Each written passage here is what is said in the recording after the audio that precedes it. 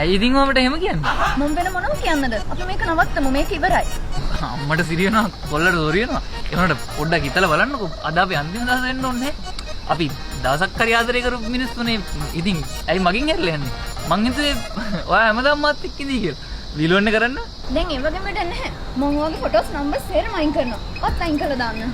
මං කොහොමද ඔයාලට එහෙම එකපාරම මගේ ජීවිතේ යන්න දෙන්නේ? ඔයාලට මනුස්සයෙක්ගේ ජීවිතේට ඇවිල්ලා එහෙම එකපාර යන්න බෑ. ඔයාලට ඒ ජීවිතේ ගැන පොඩි හරි වගකීමක් තියෙනවා. ඔයා කොහොමද එහෙම එකපාර යන්නේ? ඉන්න තියෙන දේවල් වෙලා ඉවරයි. ඔයාට හොඳ කෙනෙක් හම්බෙයි. ඔයා ඒක සතුටින් ඉන්න. එහෙනම් ඔයත් හොඳ කෙනෙක් හොයාගෙන හොඳ කෙනෙක් එක්ක සතුටින් ඉන්න. ආය කවදා කොතනදී කොහොම මාව හම්බුණත් දැක්කොත් hina වෙලා යන්න.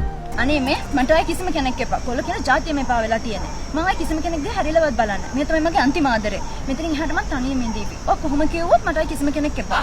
ඒ වුණාට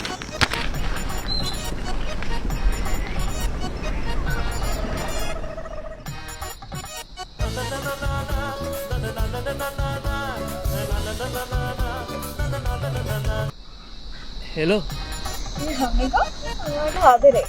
ඒ කියන්නේ මේක ඉවර නැද්ද? මං දැනන් හිටියා. වෙනකොල්ල එපා කියනකොටම මට හිතුණා ඔය අය එයි කියලා. අයියෝ ඉරෝද සෝරි අනේ නම්බර් මාරු වෙලා. බයි.